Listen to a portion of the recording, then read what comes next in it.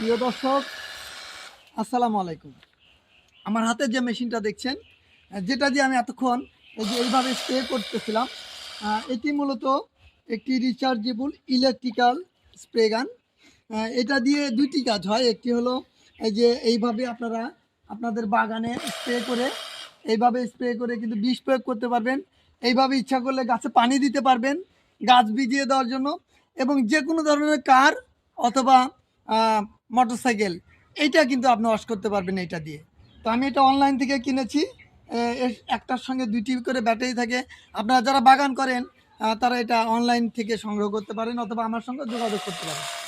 এই দেখেন আমি এইভাবে দিচ্ছি, আপনি ধরে কেটে দিন।